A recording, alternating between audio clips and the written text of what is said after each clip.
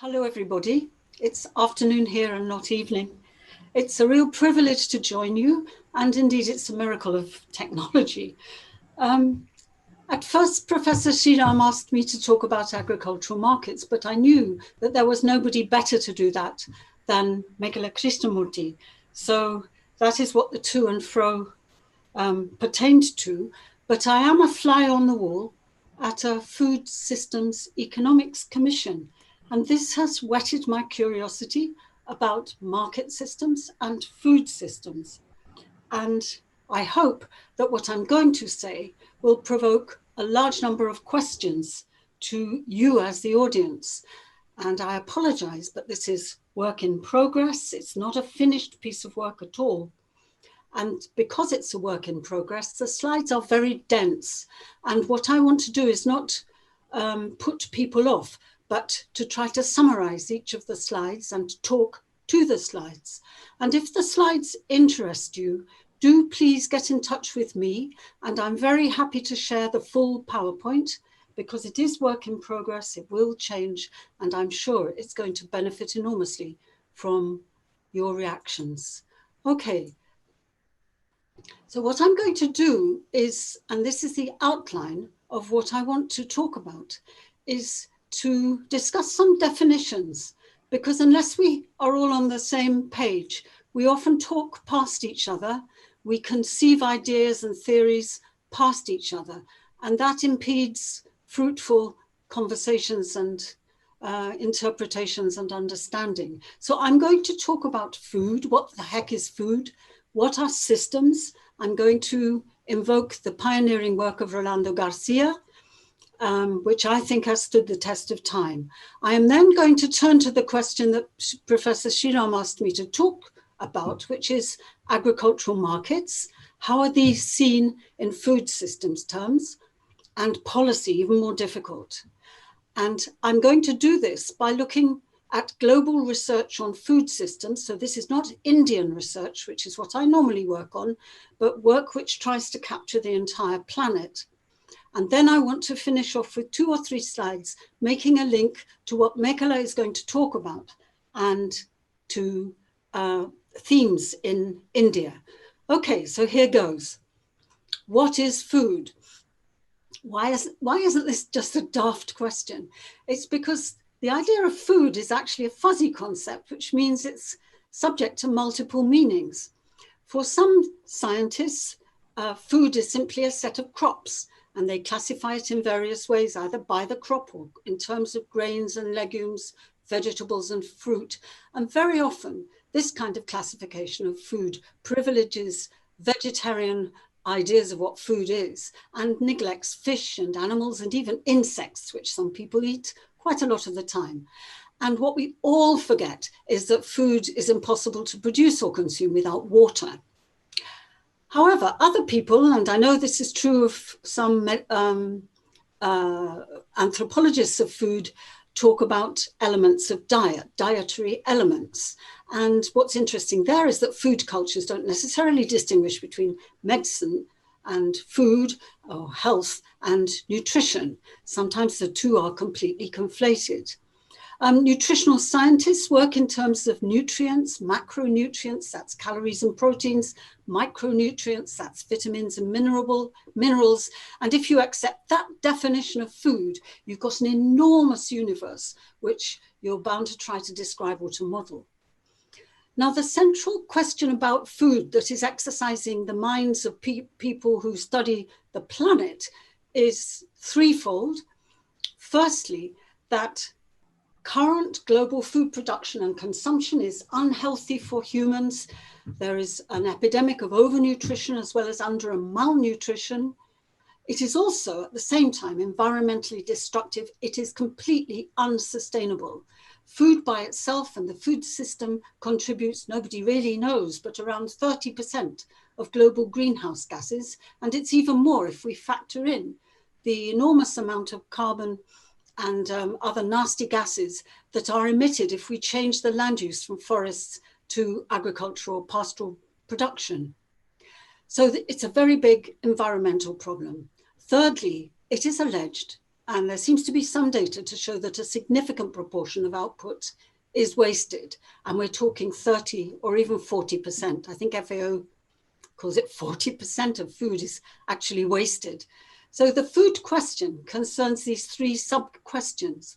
Now, we already know which are the foods that are most damaging both to people, to human beings and their health, and to nature and the health of natural systems. We know it's red meat, it's all the ruminants, it is refined and highly processed starchy foods, the sort of thing that you get in a supermarket, processed foods.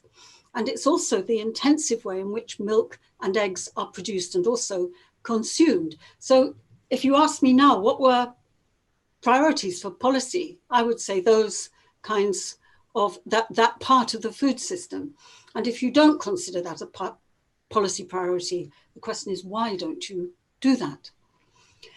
Now, clearly the food question in the 21st century is not just a question of the social economic system or policy, it's also a question of nature. And it involves integrating into our concepts of food system, not just the environment, but the 9 planetary subsystems that the environment consists of. And that is the carbon cycle, land use and water, the nitrogen cycle, the phosphorus cycle, biodiversity, chemical production, ocean acidification, ozones and aerosols. It's a lot to get your mind around. The take-home fact is that our environment is made up of subsystems, or at least it makes sense to the ecologists who study it and the biogeophysicists in terms of those 9 subsystems. That then provokes for everybody, scientists or social scientists, the need to figure out how we understand one another when we're talking about the measurement, the categories of these systems, and how we maintain some kind of consistency when we try to make models across science and social science. And so the one question to you, to me, is that if we do measure consumption like nutritionists do in terms of nutrients, should the production and the distribution system also be measured in the equivalent units, which will be energy and material elements? So enormous new problems in the 21st century to our understanding of the food question and the food system. What is a system? Well, I was inspired in about 1980 by the ideas of the food systems theorist Rolando Garcia. His training was in meteorology, and he was also interested in how we know what we know in epistemology. And his ideas influenced a big field project, both in Mexico and in West Bengal and Orissa. And his ideas about systems were an early transdisciplinary approach to them. And what he had to say is that systems are not something out there. They are ways in which we make sense. They're conceptual devices to enable us to make sense of complicated things we think are out there, which whose interrelated parts depend on each other. So we are not trying to understand something in isolation. We are trying to understand something in relation. And the idea of systems is a hugely useful idea to start thinking about the parts and the relationships. He then argued that although we are prone to conceive systems, firstly in terms of elements, that's not the way he theorized you do it. You identify the elements having conceived the relationships, the links, the dynamics, the processes that you are interested in studying. And he called these flows and fluxes, but they have many names. So the structure of the system is defined by the relationships. And looking at food systems in the late 70s and early 80s, he identified many things that we would now talk about as policies, as fluxes going into the food system and flowing out of the food system. And they are up there on the slide. But if we look at them from 21st century eyes, we find there's no energy there, no materials, no biodiversity or planetary subsystems. There's not even any capital. although he's aware of labour and workers in his idea of the food system, there isn't waste, and there are no gender relations, and there are no policies as a category, but there are many policy-like activities. So he's having a go at fitting policy, what you might say public administration, into food systems, but it occupies a quite fluid sort of place. He also argued that there is no single scale in a food system, in the concept of a system, and that scales will vary according to our own needs for precision and intelligibility and interpretation. He argues that systems contain and are made up of subsystems, but that they don't occupy a particular place in a system. They may overlap, they may be contained within a system, they may be hierarchized between one another, each subsystem within a system, and they may also be unstable. Now, for the food system, he suggested 3 subsystems: a physical one, an agro-productive one, and a socioeconomic subsystem. And in the rest of this slide, I have listed what he thought were the primary elements in these subsystems, but you can see under eco-soc, social and political structures, that he's quite vague about that. And this is one big finding that you find when people try to model the planetary system. There's extraordinary amounts of ignorance and vagueness. And he goes on to examine relationships between subsystems and one another, and they are not necessarily symmetrical. The forces that act between the physical system and the agro-productive system might be different from the forces acting in the opposite direction. He talks about system quality, stability, and resilience. Resilience is something that's stood the test of time, and the evolution of the system. These are not things which are stuck in tablets or set in tablets of stone, but constantly evolving, and they're complex. Complexity is something we know quite a lot about these days, but for Rolando Garcia, it was an attribute of the methodology, and it was a function of our own capacities to understand. And it required some kind of lingua franca, some kind of intelligibility between fields and disciplines and concepts, and it's not a trivial problem at all. At the same time, models have to be selective, they have to be defined by the purpose, they are constructs inside our heads, and therefore we need to be honest and defend the purpose and the way we're translating the purpose of trying to systematize food production, distribution, consumption. We have to defend that. Okay, all systems, when we conceive them, have to have boundaries.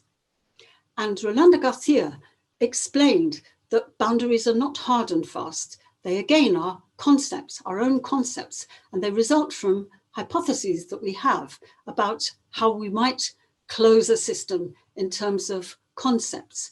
There are no isolated systems in nature. Physicists have an idea of closed systems, but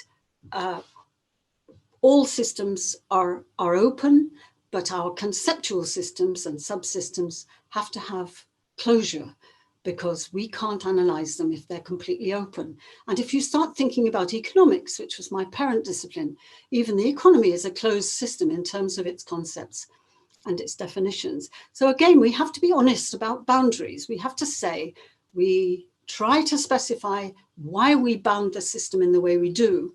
We recognize that things outside the system are not necessarily independent of it. There may be many flows, especially in a food system, across the system boundary, money, food products, inputs, which are not independent of what we examine as being within the food system.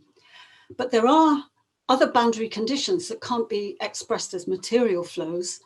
And here you in public administration and policy may be interested in the idea that decisions are taken outside the system, and they may produce or include decisions and changes in flows within the system. We have to, again, be honest about it and define it. And lastly, reflexive relations also define the boundaries of the system, how agents within the system define the boundaries of the system they know they're acting in also matters. And we need to try to incorporate that as well. So this is not easy. The environment is not nature. The environment then is, in a systems concept, everything which is outside the system. But again, I repeat, not necessarily independent of it. And Rolando Garcia talks about a continuum of relevance in which we make judgments about things which are outside and not affecting the system, or things, and nowadays modelers are fixated on shocks, also known as hidden costs, which are outside the system but affect the elements and the flows within the system. And how on earth do you describe them and value them as well as justify them? So the system that he described, which I am putting to you, stands the test of time, is full of indeterminacy. It's full of concepts and ideas which might change in the process of researching them. So he talks about flux in boundary conditions. He proposed starting with the concept of a system which is preferred and justified, and then which could be modified as things become evident from research. It's a very, very exciting, dynamic kind of conception. I would just want to add that in his conception, evidence or data is something that has to be sought. It's concepts, it's relations, it's definitions which matter crucially as we go out and hunt for our system. Okay, so that's systems. The next definitional part of my little talk is agricultural markets within the systems. Now, this is what Professor Sriram first asked me whether I would talk about. Agricultural markets are the indispensable link in the food system between production and consumption. And they consist of a series of economic activities in a sub-circuit of capital that we might call distribution. And those activities are buying, selling, brokering, transporting, storing, and processing, and lending money and borrowing money throughout the system from production all the way to consumption. India's agricultural markets, which Mekhala is going to talk about, are commonly depicted either as competitive and efficient. And when I started studying them in the 1960s, late 1960s, that's exactly the conclusion that all these complicated studies used to trot out. Or they're characterized as oligopolistic, socially protected as oligopolies, with masses of petty trade surrounding them. Now, policy for India's agricultural markets rests on two completely incompatible assumptions about them. Firstly, that they're efficient enough only to need the regulation of the first transaction between the farmer and the trader, all sort of stylized through a democratic committee of different interests, and that's the Regulated Markets Acts, which Mekhala is going to talk about. But secondly, that they're not efficient, they're inefficient, or they fail, or they don't exist at all, and that because of that, the state has to step in and replace them. Hence, you have the Food Corporation, the public distribution system, Agricultural Prices and Costs Commission, minimum support price, all the debates that we know about, resting on that second assumption about markets. And in practice in India, you don't have an either or, but you have two policy principles being implemented and coexisting in layers, a bit like geological sediments. Okay, that's agricultural markets, how I see them and how I hope we'll all see them for the rest of this talk. And here is an agricultural market system based on West Bengal. Please don't boggle too much, it's hardly in focus. I think what you need to take away is that it's partial. I'm going to criticize it. I devised it in 1980, and it's complicated. So in this agricultural market system, elements are just firms, and I classified them by scale, by activity, and by whether they were privately owned or state-owned. And the flows are commodities. They are just paddy and rice and byproducts and money. And the dynamic of the system is missing, which I would now say is capital and labor. energy, materials, biomass relations, all missing, and policy is missing. Now, Mekhala is going to argue, I'm fairly sure, that the sort of scaled up global knowledge that I'm trying to grapple with and present to you is totally inadequate unless it's backed up by empirical specificities. And Mekhala has shown the complexity of a single mandi in Madhya Pradesh. However, having conceded that and agreeing with that, when we start trying to depict a system using methods from social science and science, we may have to simplify that complexity very, very considerably down to this kind of a system onto which we might be able to lay these kinds of flows and attributes. Okay, so systems are complex in reality. In reality, the reality that we conceive, they have to be simplified. They can then be complexified in ways which satisfy science, but maybe not social science. I suppose the big challenge for the 21st century is to find some way to complexify food systems in a way in which the science speaks in an equal way to the social science and brings insights that we didn't know we didn't have. Okay, lastly, what is policy? And here it's a case of experience grating against concepts. In development economics, policy is often an implication at the end of a huge complicated modeling exercise or regression analysis, but it isn't an implication, nor is it a linear kind of organogram with arrows from design and formulation through implementation to monitoring and evaluation. Having taught policy for many decades, I've understood that policy can be theorized through 6 disciplines, inside which there are their own debates about paradigms and the strengths and weaknesses of concepts and theories, so that there is no one way to analyze policy or public administration. There's no theoretical way to analyze policy. Even if people don't refer to theory, they have some kind of theoretical notion behind their use of this term policy. And so I reached retirement thinking comparisons and a critical attitude to pluralism is very valuable. So in 1974, at IDS Sussex, Bernard Schaffer said, policy is what it does. And that was for me like an earthquake. I'd just had 2 years in the field in India and Sri Lanka, finding that policy wasn't an implication. And that he argued that what policy does involves politics and how on earth to research the politics of policy. And what he argued in a nutshell, it's certainly not in a nutshell, it's in a very mystifying language, is that policy is a simultaneous process of 4 kinds of bureaucratic politics seething away all the time. It's not a thing, it's a process. And that rings bells with Garcia saying that systems have to be defined through processes. Firstly, agenda.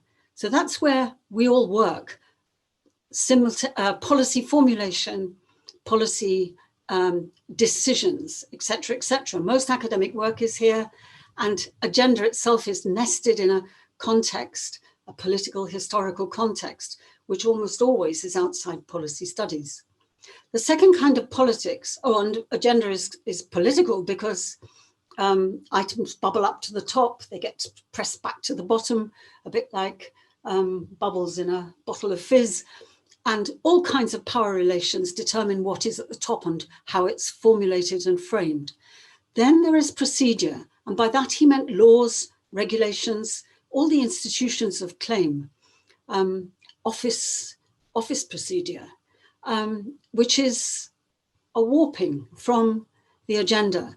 It's also a resource which is subject to all kinds of innovative attempts to capture. Thirdly, and Schaffer didn't talk really about this very much, are resources.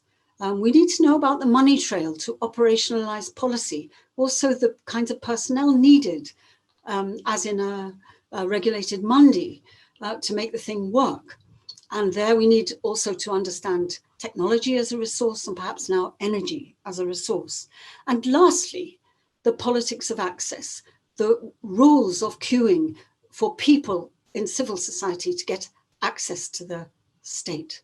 And all of these have politics, all of them have economic costs.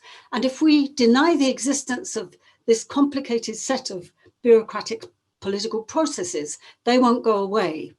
And so the question for me anyway is how on earth to incorporate this into a food system, and I don't have the answer. Okay, so let's turn to the second part of this talk, which is to examine how some of these ideas are being represented at the level of the planet, not India, but the planet.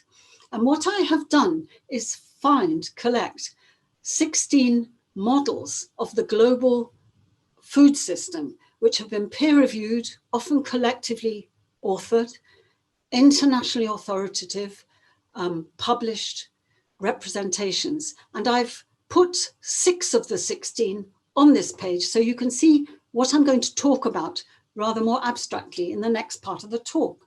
You can see that they're complicated. You can also see that every single one is substantially different from the others. So you have things sometimes represented by circles, sometimes represented by rectangles, and then other things, different colors, arrows between them, some arrows out of the system, desperate attempts to incorporate the environment, etc., etc. They are all very different, and that is what has provoked my curiosity. I'm not going to take them one by one because you will be bored stiff, and it exceeds my cognitive capacity and it will exceed yours. But what I want to do is to try to analyze them in 4 terms, which I'll do as quickly as I can. Firstly, how the food system is represented.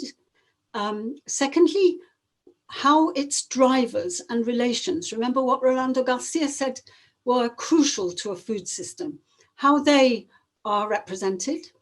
Thirdly, Professor Sriram's request to me, which was how do they handle agricultural markets? It's my version of his request. And lastly, your specialist interest as an audience in public administration. How is public policy handled in these models of the planetary food system? And the answers are provisional, complicated. I can't get round it. I'll make my best attempt to do it as quickly as I can. Okay, so what are the food systems?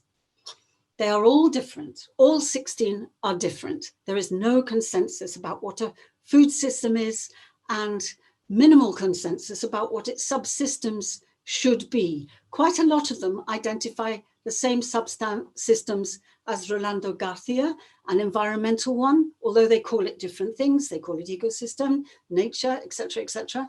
And then an agro-production system called a food system or called agriculture. And then something to do with society. It's called people, it might be called culture, and various other concepts may be added on to these 3 subsystems.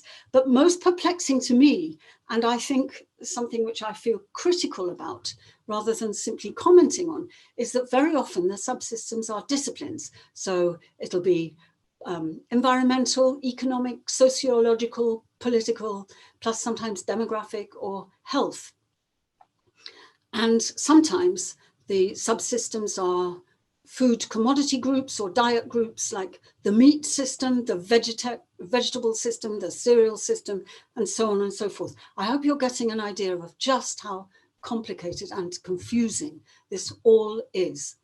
Only one of the 16 said that the system is irreducible. It's irreducibly complex.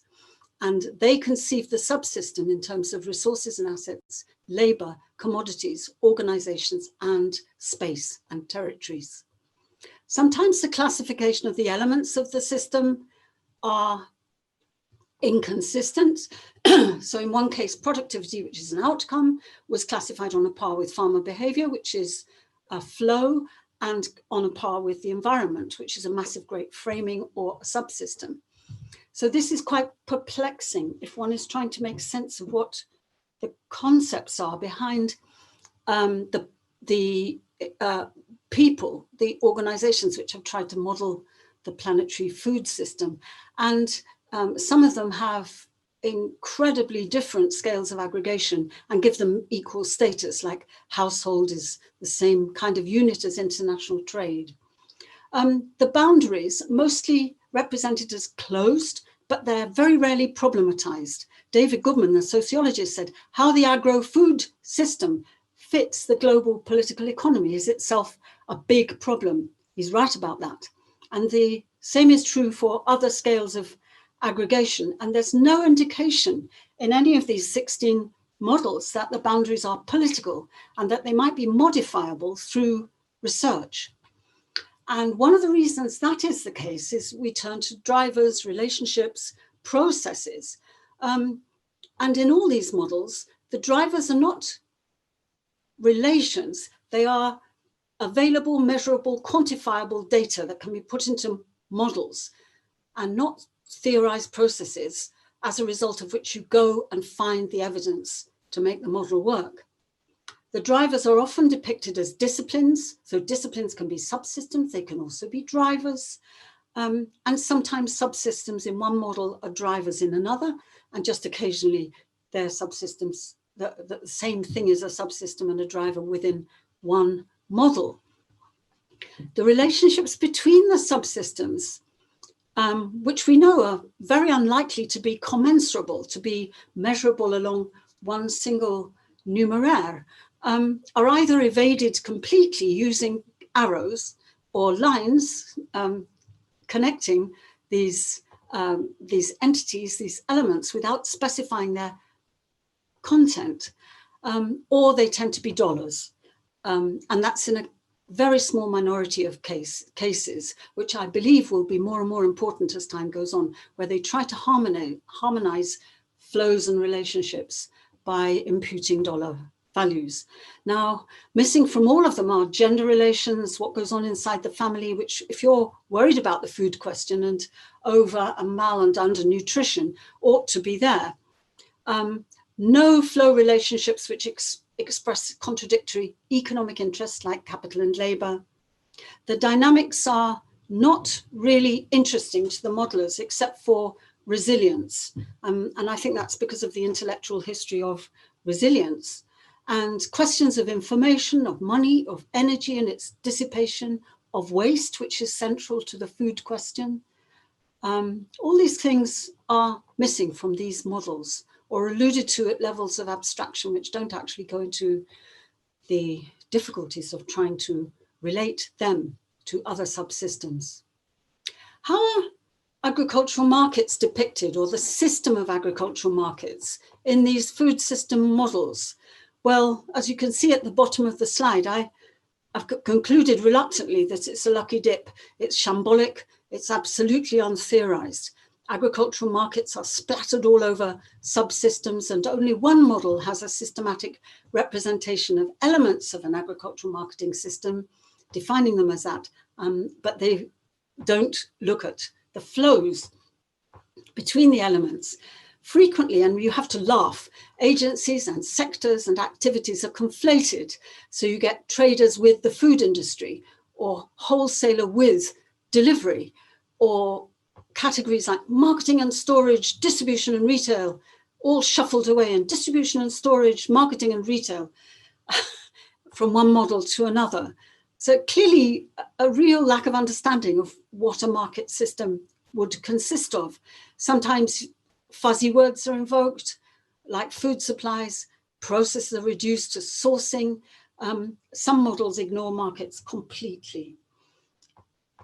If we reduce the food market systems to global supply chains, as I did in the diagrams when I was explaining agricultural markets as systems, what we do is miss out the market systems which are complex. We do simplify, and we miss out about 70% of the food which is not actually entering global supply chains in the way that supply chains are modeled.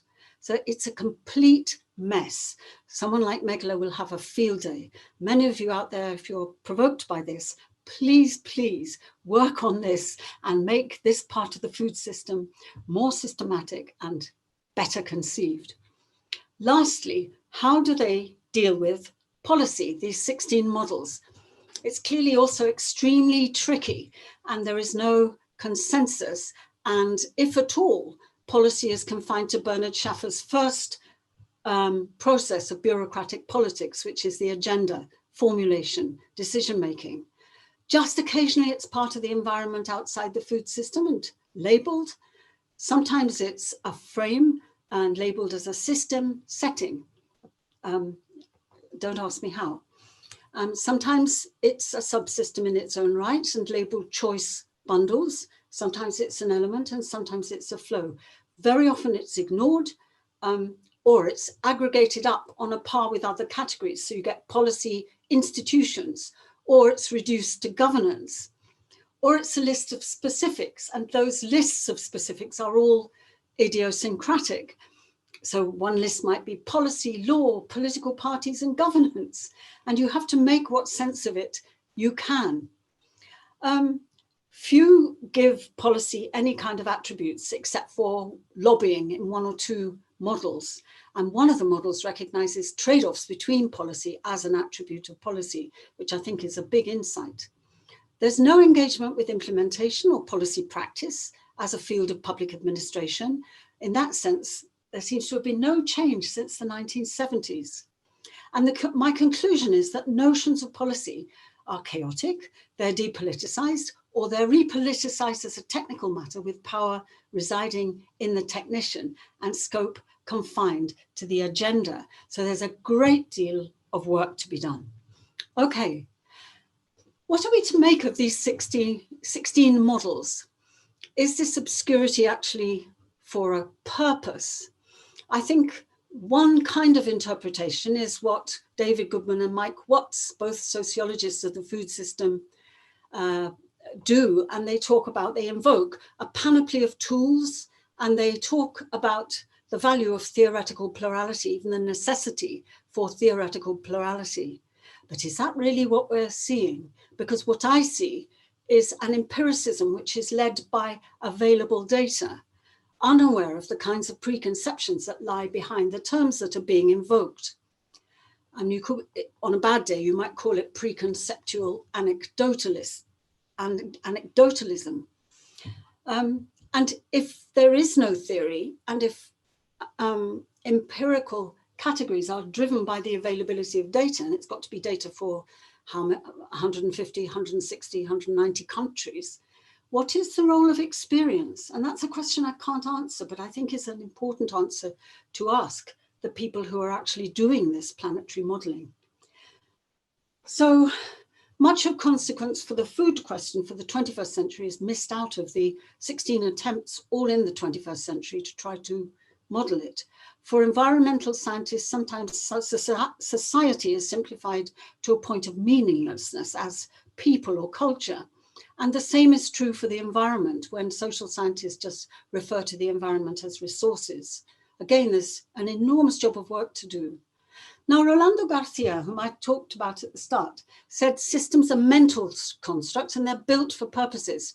So when 16 models of the food system differ, should we be surprised at all?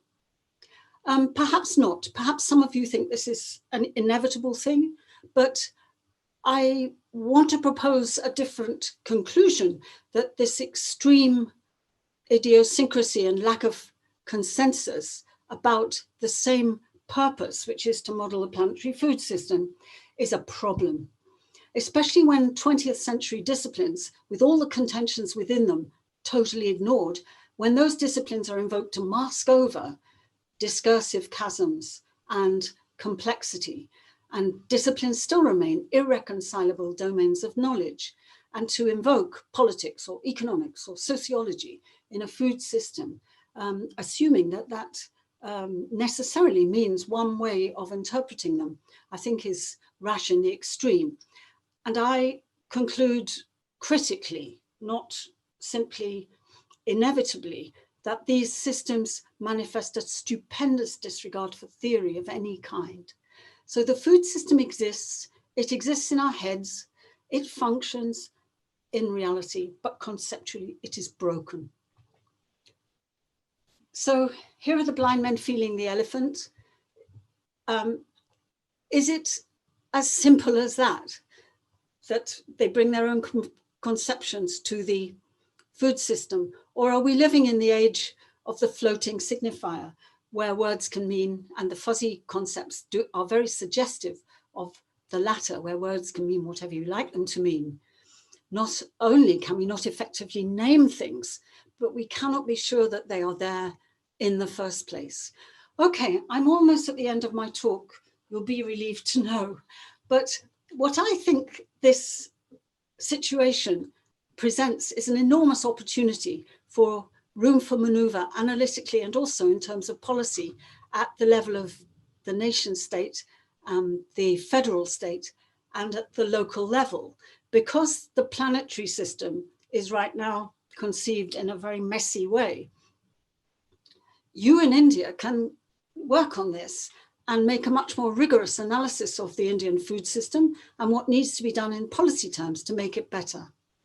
Okay, so I just have one or two slides to finish off as a link, a segue between this talk and Mekhala's talk, and trying to share with you some of the backcloth, the background that might need to be in place if you develop public policy as a political subsystem within the Indian food system. Okay, some aspects of the context, which is the ability of a country like India, not just India, to sign international resolutions for so many degrees of climate heating or for paradigm change in agriculture, in this case for agroecology, and not to do very much about it in practice in terms of local public policy. Just 10 of the 27 states of India have policies promoting agroecology, and they're all at variance with each other. I have a very complicated diagram I withdrew at the last moment. And India has made a commitment to zero budget natural farming, but without any role for evidence at all. Meanwhile, you have a massive behind the scenes role for big agribusiness and their interest in cash crops. And you also have a lot of aspects of land use and food production, which are either sacred or completely neglected. And the animal economy, fish, forests, are examples of that. We need, looking at the context, when we make policy suggestions, we need to try to figure out what institutions need to be in place for the policy to be implemented as we suggest it should, and where the hostile forces are. They aren't just obstacles, they're actively hostile forces. Otherwise, our good policies would be implemented already. Where is the opposition? How are they to be neutralized, bought off, bypassed, destroyed, etc., etc.? I would urge you to mainstream this in all policy teaching. When we look at India and the agenda, we are yet again in territory which is fuzzy, which has where words have multiple meanings. And actually an hour before I spoke, I got a paper which may mean that the comment I made is redundant, but until at least an hour ago, I thought that all the terms for the new technologies which are kinder to nature and which are claimed to maintain yields haven't been rigorously evaluated in systems terms. But there is work on this, and that may be redundant. However, I think most people thinking of agricultural policy think that it sits in the ministries of agriculture, in the central government and in state departments of agriculture. However, I just challenge you to go and look at every single ministry of the central government and state governments and to figure out what the implications of their policies are for agriculture. And you will find agricultural policy everywhere, which means that there are many, many agendas at the discursive level and even carved up in institutional terms.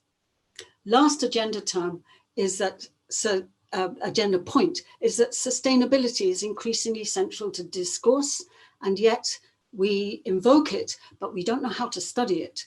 And energy, materials, waste, and biodiversity need mainstreaming into social science. At least there need to be new sciences which bring together these aspects of nature with aspects of society.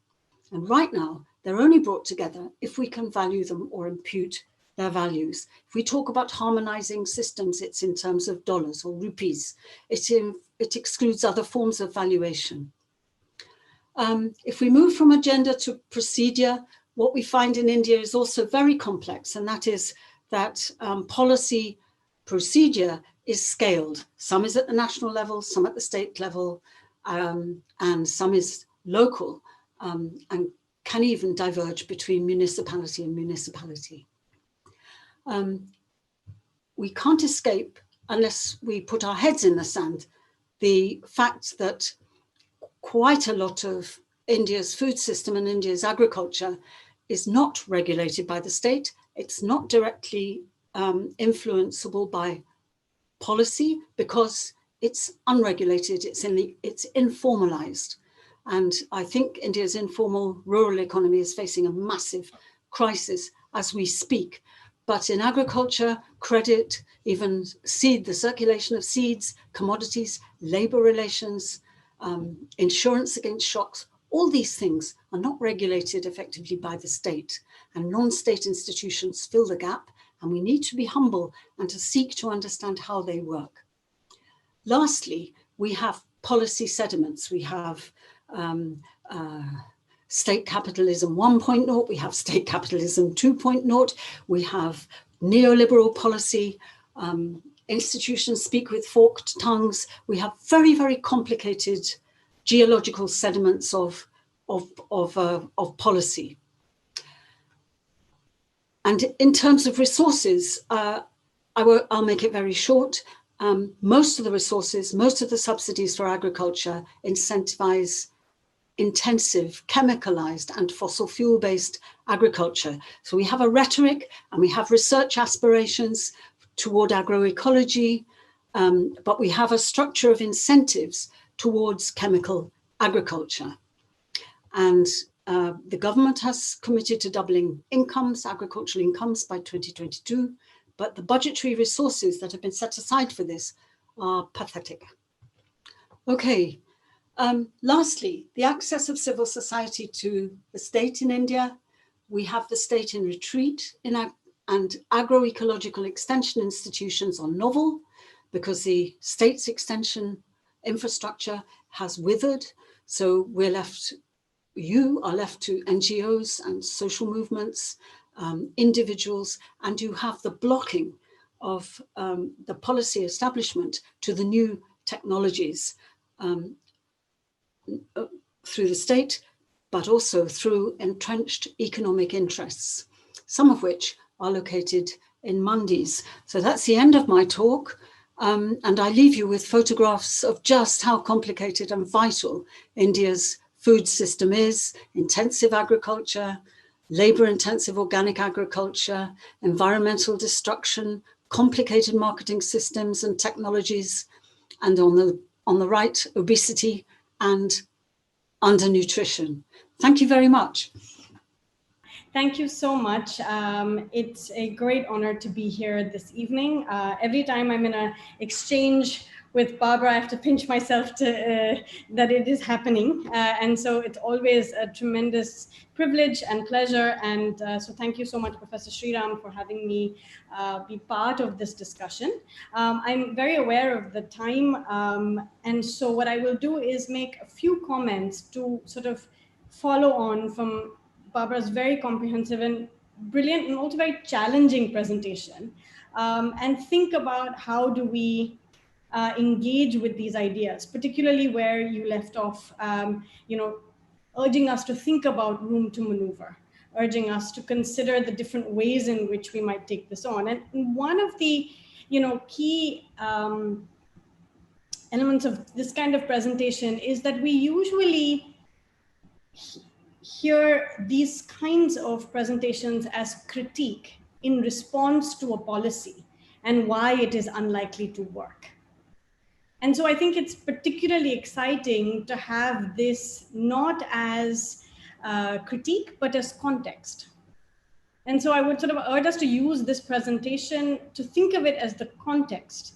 And Barbara, you said that I would insist on empirical specification, but what I found so fascinating in your presentation, and I got that empirical specification entirely from your work, that I cite that empirical specification is a general condition when it comes to understanding India's agricultural markets and their diversity and their complexity and their dynamism. But I think what you did in your presentation was that you treated these models as empirical, facts, empirical material, and subjected that to a sort of engaged conceptual theoretical thinking. And so what you did was actually just demonstrate why empiricism is so important, but of a different kind, to be specific, to engage in detail. And over the last decade, it has been to me one of the great frustrations to try and understand why we do not engage with the details of the agricultural system, of agricultural marketing systems.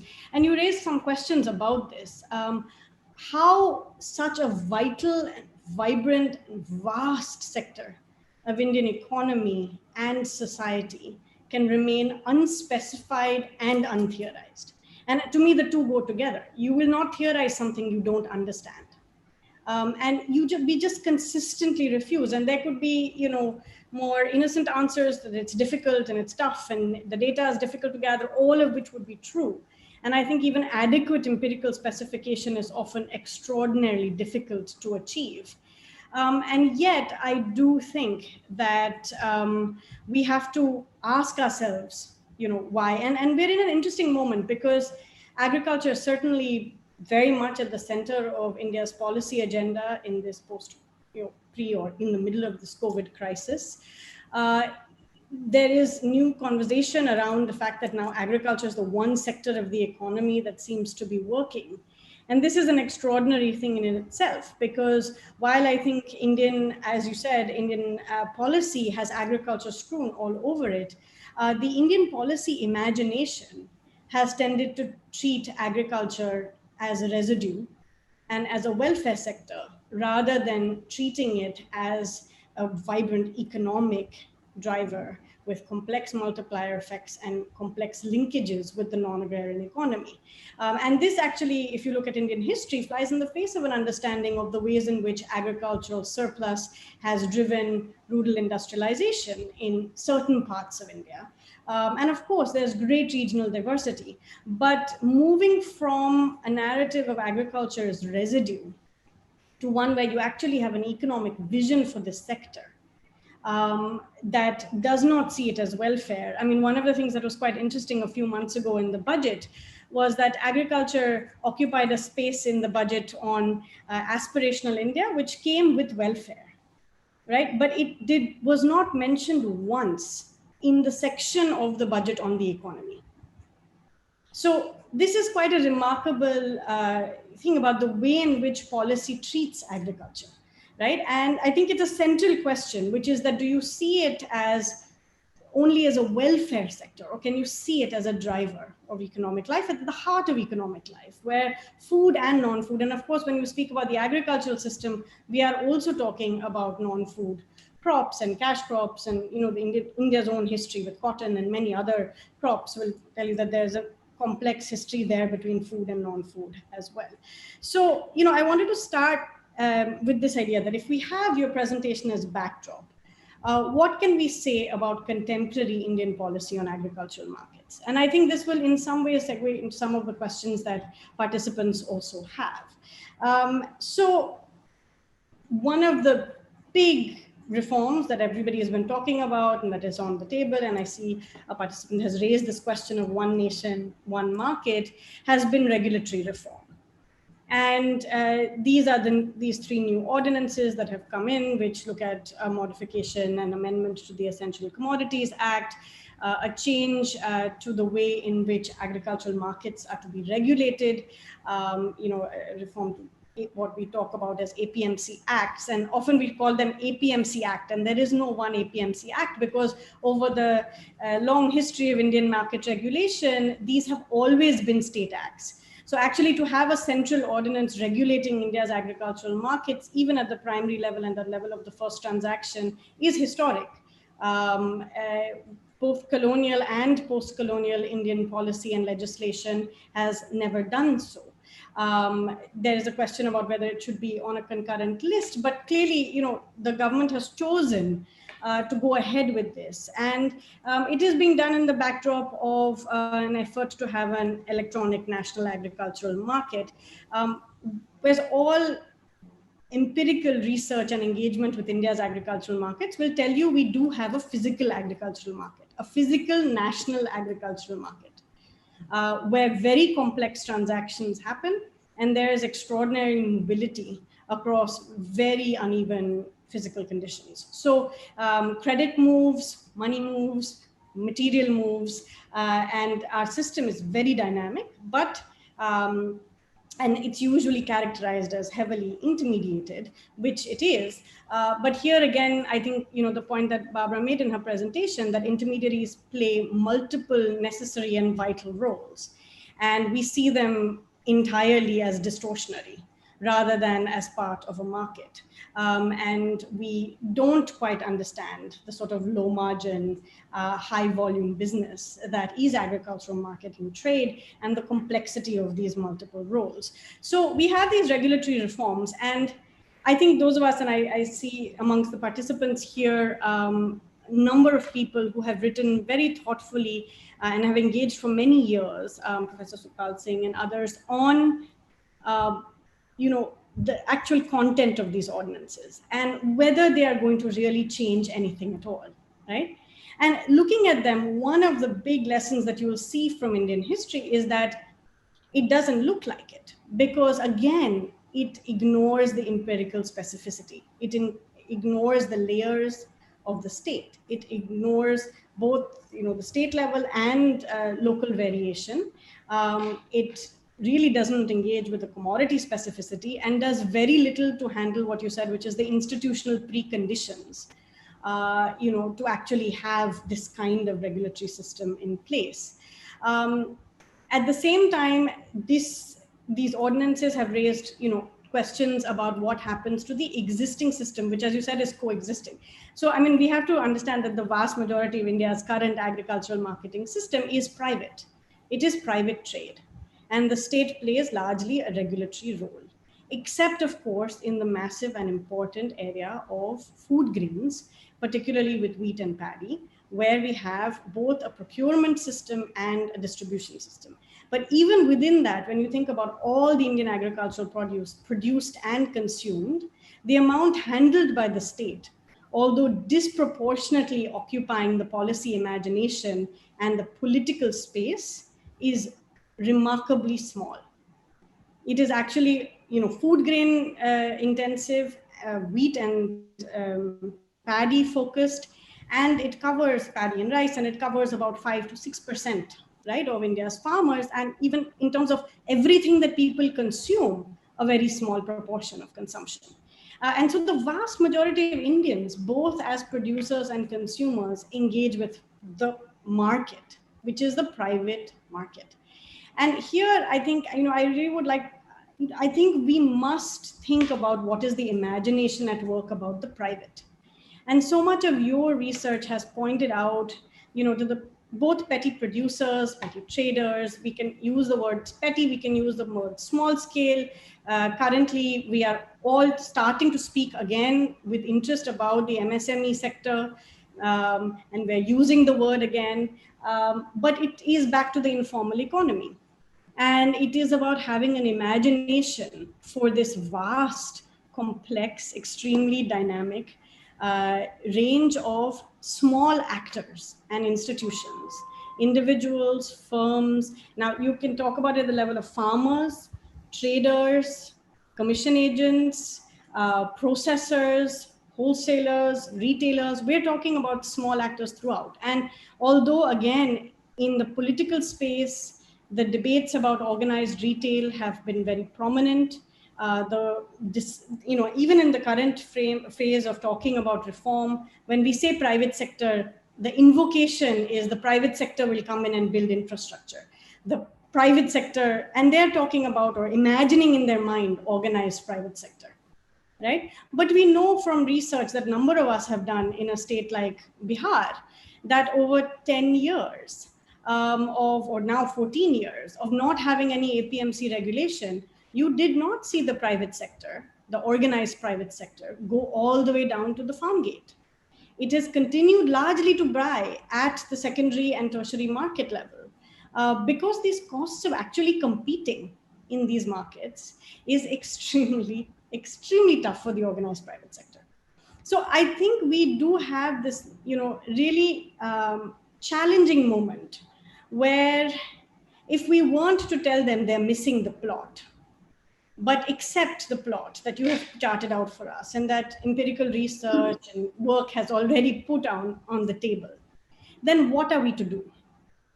And the policy changes. One is regulation. The other, we are talking about an infrastructure fund. There is new discussion about farmer producer organizations. All of this has a history. It has a prehistory in thinking about cooperatives. It has a prehistory in thinking about FPOs. The institutional forms. We know that these are complex organizations and it's not easy to aggregate farm produce. We're talking about changing agricultural credit policies so that FPOs and farmers can borrow more. We're talking about storage. So there are all these elements that are sort of populating the policy space at the moment. But missing is this overall vision of agriculture as actually an essential economic sector. And missing is actually an imagination for dealing with the small scale. I often used to joke. I remember when I was writing my thesis, my doctoral work, that the ABCD, people often say, of the global grain trade is ADM, Bungi, Cargill, and Dreyfus. And together they control a very large amount of the global grain trade. And I used to say that in my research, at least in Madhya Pradesh, the ABCD of the mandi was Adat, Broker, Chopal, Dabba in the mandi. And somehow that ABCD had kept out the big ABCD, not because it was protected, interestingly enough, because one of the leading multinational corporate traders, grain traders I spoke to, he said, the reason we remain asset light in India is because you don't have enough barriers to entry.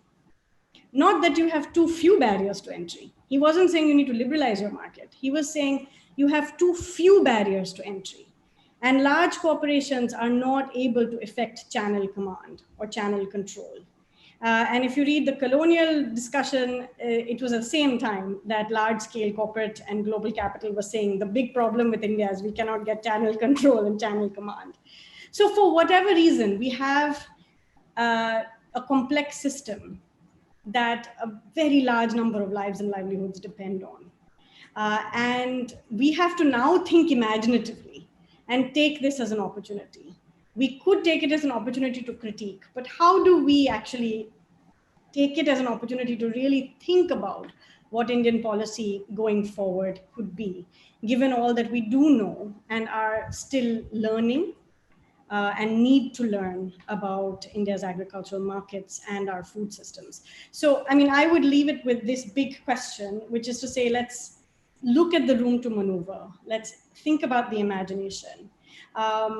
It's either that Indian markets cannot be reformed because of political interest, and any attempt at state policy is really state capture. But that is not going to be adequate. I think the decade and a half, 2 decades now plus of speaking of reform by stealth is problematic, because we are simply then replicating an idea that there is little space for democracy, there is little space for deliberation, for consensus building. But we have a very fragmented landscape, even amongst civil society, farmers' movements, policy, and quite rightly so. But this contestation should be expected at the heart of the economy and at the heart of society. So instead of seeing this as a liability, how are we to transform it? I always say that you can start by saying, if only then doesn't work for India ever.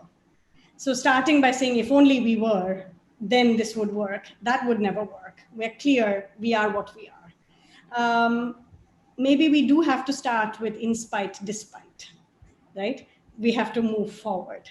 But eventually the in spite, despite has to become because we are democratic, because we have a large number of producers and consumers, because we have to deal with massive inequality, because we have democratic systems, and because we are federal. We design systems that work for India. So it's a big, complex challenge. I think some of the questions that have been laid before us will sort of push us to take this on more. But I do think there are experiences, both historical and contemporary, on which we could draw to think about what would be a good regulatory design and system for India. How might it look, and what would be the role of different institutions in trying to see that happen?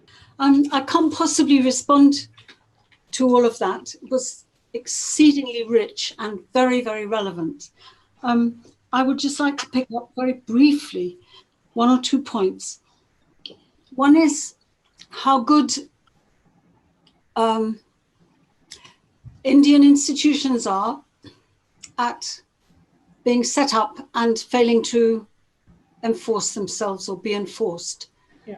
So if we look around in Indian law, regulative law, we will find many instances of laws which are quite comprehensive looking and sensible, justified, but which are not enforced.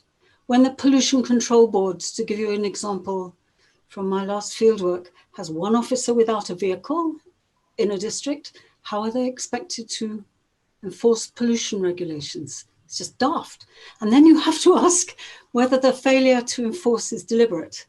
And over the years, I've come to feel that that's the hypothesis that we must start with.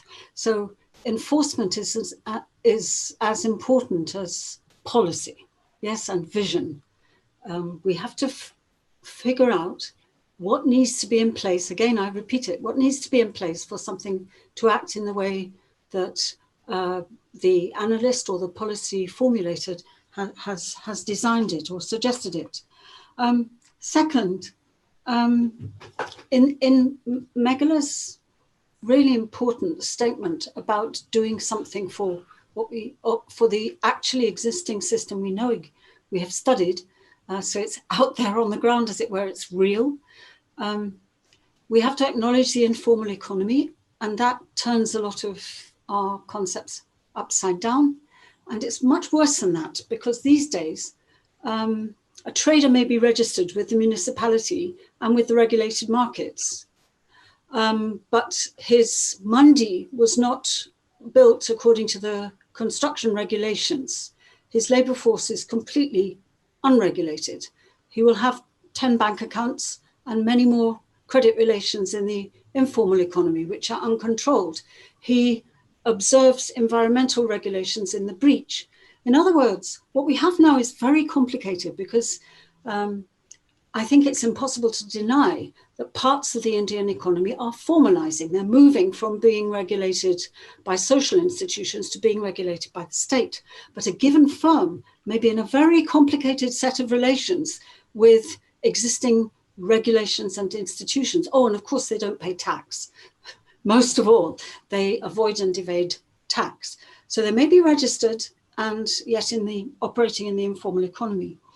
And that affects our vision for it. And all I want to say about Mekhala's strong call for a vision for what exists out there is that the National Commission for Enterprises in the Unorganized Sector, which existed from 2004 to 2013, had a brilliant website which was taken down, did have a vision for what they call enterprises in the unorganized sector, which is not MSMEs. MSMEs are much bigger than what we're talking about. We're talking about one man and a bike kind of enterprises, up to small family businesses. So they did have a vision, and it was to strengthen everything they need, either to grow as capitalist firms or to multiply amongst members of their families at the same level of scale. So there's, and it intrigues me. The last time I was in China, which was 2018, My colleagues at Yunnan Agricultural University said that they were all being asked by the Chinese government to teach self-employment. And it seems, I don't know the extent to which this is correct, but if what they said is correct, the Chinese government has decided that factory industry cannot absorb the labor supply, and that China's new phase of capitalism, state capitalism, has got to involve self-employment. And so they were all teaching marketing, accounts, management of small labor forces, how you translate a good idea into practice, Anyway, I just mention it because if people are inspired to develop a vision for the small sector, however you label it, there will be experiences in other countries to draw on. I'm going to stop there because I know from the chat box that there are a lot of questions coming in. But thanks very much, Mekhala. I really do want to, allow people to sort of engage in this conversation. So I'll keep this very brief, but just to pick up on this last point that, Barbara mentioned, and I think, Professor Sriram, your work on microfinance also points to this. I mean, I think, one of the things that always interests me when we talk about agriculture is people say people don't want to be in agriculture, right? That people don't want to farm. But one of the interesting sort of things about agriculture historically is that when people move well, they do well in agriculture, they move out of agriculture. When people do badly in agriculture, they move out of agriculture. Agriculture has never been a sector in which people will say forever, I wish to be in agriculture. Part of your family may stay, you may grow, people will diversify. Diversification is part of that story. And we often say this in our conversations that historically, three things: Indian agriculture has always been more than rural. It has included the urban. That the urban has always, in fact, been. David Ludden wrote this long ago, that for the longest time, Indian urbanization happened within agriculture. It happened within agrarian worlds. So, and we've studied market towns and other things, and that's still very true. So one, that, Indian agriculture has always been more than rural. The rural has always been more than Indian agriculture. This has also been true. It always had more than agriculture. So these relationships have long existed. And I think when we think about self-employment, when we think about empowerment, when we think about decision-making and the complex choices that various actors make, I remember the Mandi traders, very early on, one of my first discussions with the Mandi trader in Ujjain, and he said, जो social था वो अब commercial हो गया है. What was social has now become commercial, and जो commercial था वो social हो गया है. Right? He was talking about how health and education have become commercial, and so his daughter-in-law now runs a tuition class, and his own work, the grain trade, was at that time being taken over by the state, entering the wheat market. So he said, "Jo commercial tha, wo abhi social ho gaya. It's become." But these are the dynamics that have always existed, right? And people make decisions very much aware of these dynamics, these changing worlds. And I think one of the things that's very critical in our imagination of agriculture is not to then hem it into an idea that everybody will stay at a certain level or reproduce any kind of steady state. It is one characterized by diversity. And so regulation also, and policy and investment will have to think about how to most enable people to make the decisions that they need to make, given the size of their land holdings, given the size of their family, given their own ambitions, their own interests, their ability to access resources. And that's very challenging. And again, it requires an understanding of what people's lives are like, what, the complexity of market structures and economic structures are. But I feel we have to begin there and build it up with this kind of political and conceptual understanding. But that's just a point. And I think the microfinance example, the reason I was mentioning this, because one often felt you wanted to turn people into entrepreneurs when many wanted good jobs. And our inability to separate the labor market from thinking about, what people's entrepreneurial ambitions were. And so you were making, it was a default entrepreneurship that you had to have. Just like you're supposed to love agriculture. Otherwise, you're not supposed to be in it at all. These are impositions that I think we need to move away from as we imagine this space, and actually think about how people make choices, often complex, keeping various realities in mind. So I'll stop there and open it up to questions. So thank you very much, Barbara, and thank you very much, Mekhala. I think this has been one of the most fascinating sessions that we have had in this conference.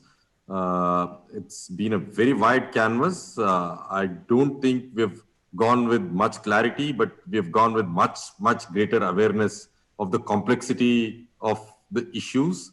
And thanks for taking your time off and laying down this complex a canvas in this short a time, and also being clear about it. I mean, it's I don't think we'll get a more concentrated pill on agriculture than both of you here. It's been fascinating. Thanks a lot for being with us.